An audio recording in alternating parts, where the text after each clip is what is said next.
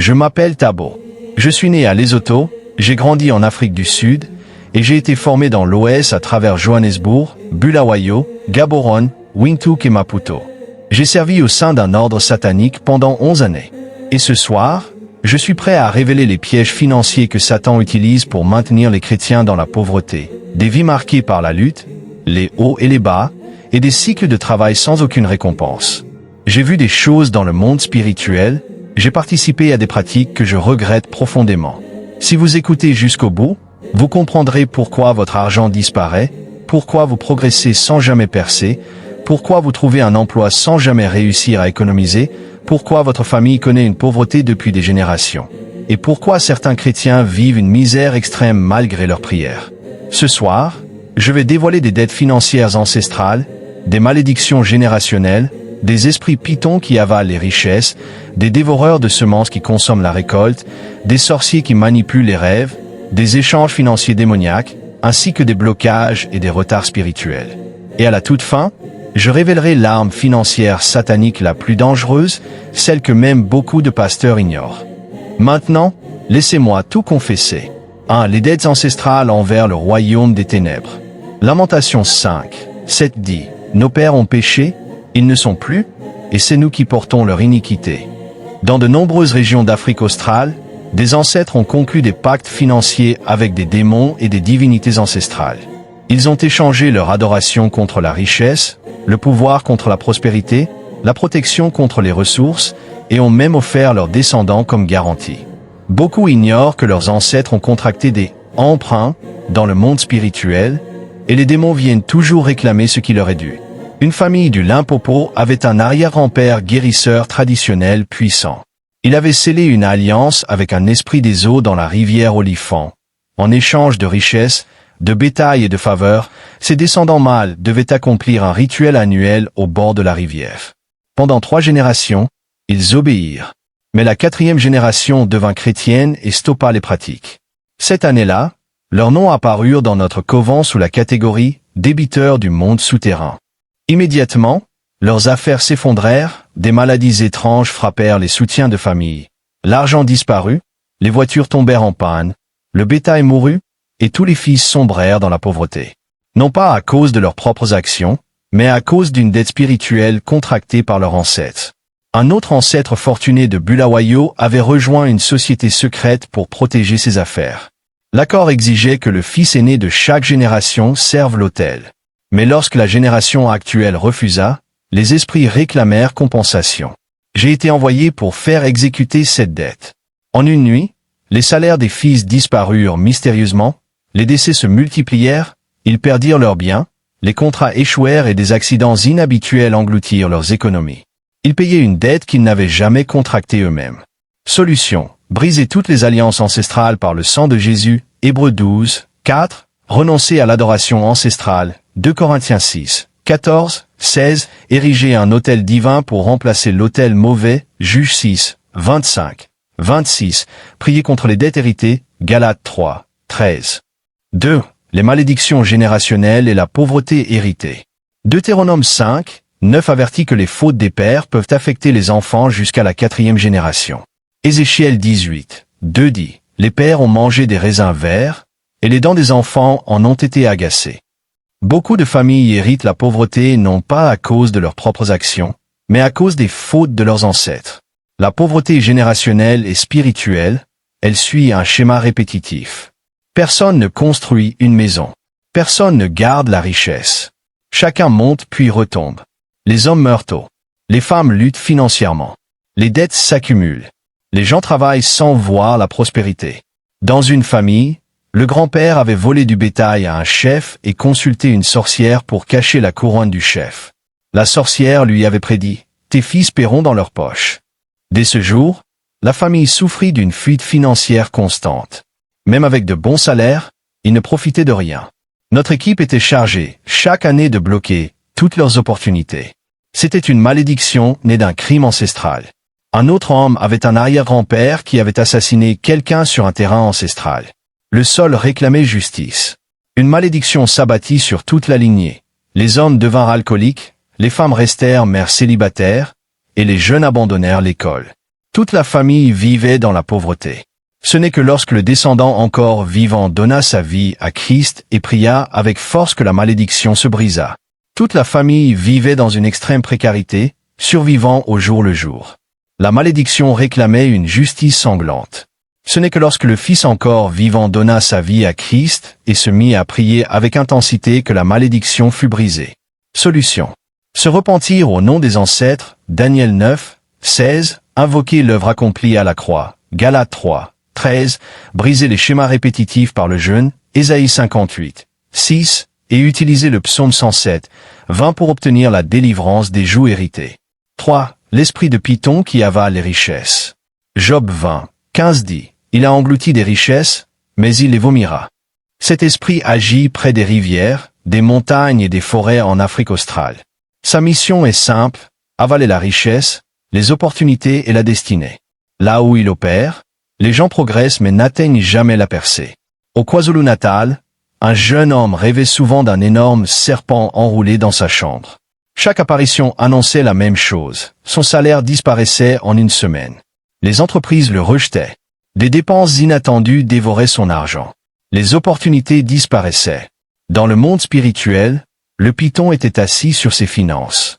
Nous renforcions cet esprit par des rituels. Sa tâche était de dévorer tout bien approchant sa vie. Une femme, quant à elle, voyait à répétition un python en rêve. Dans le monde des alliances, cela signifiait une prise de possession. Sa grand-mère avait consacré toutes les filles de la famille à une divinité python pour protection.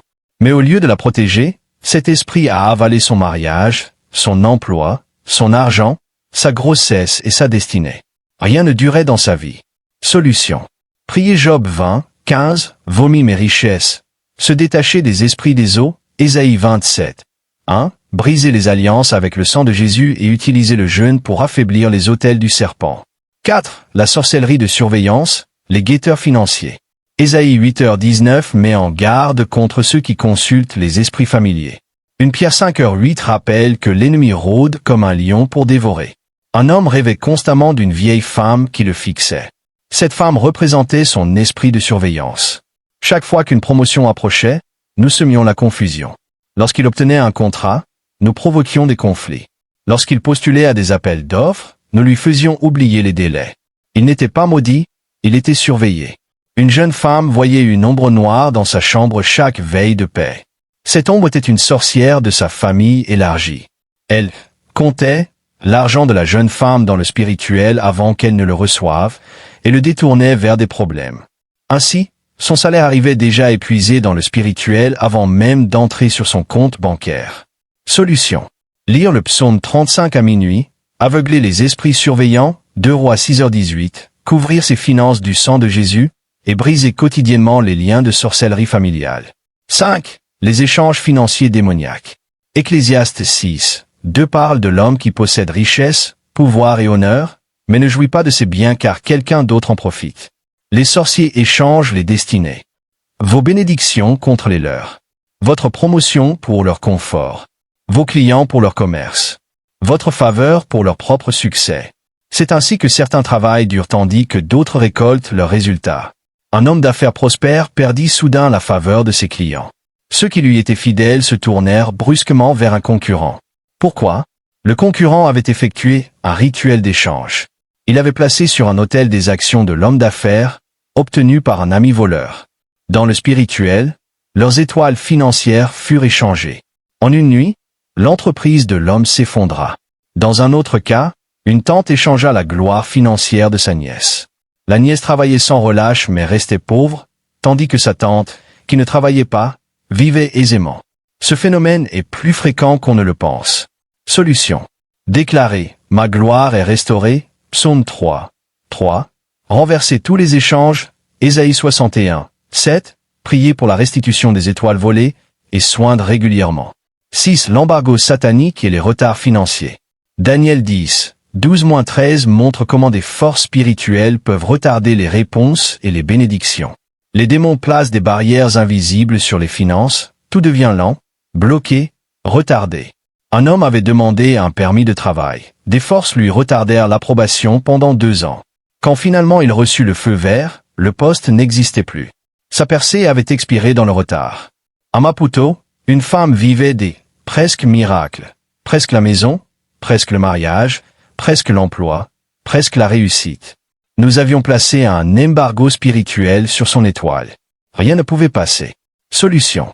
Prier contre les retards, Ésaïe 60, 22, ordonner la levée de l'embargo, Psaume 24, 7, 10, faire des prières de minuit pour ouvrir les portes et utiliser le jeûne pour briser les blocages tenaces.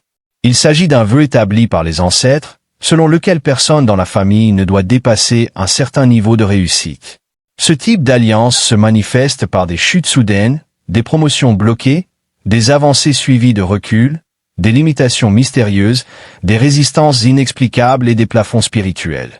Tant que ce vœu n'est pas brisé par le sang de Jésus, aucun membre de la famille ne peut véritablement prospérer. Si cette confession a éclairé votre compréhension, partagez-la autour de vous.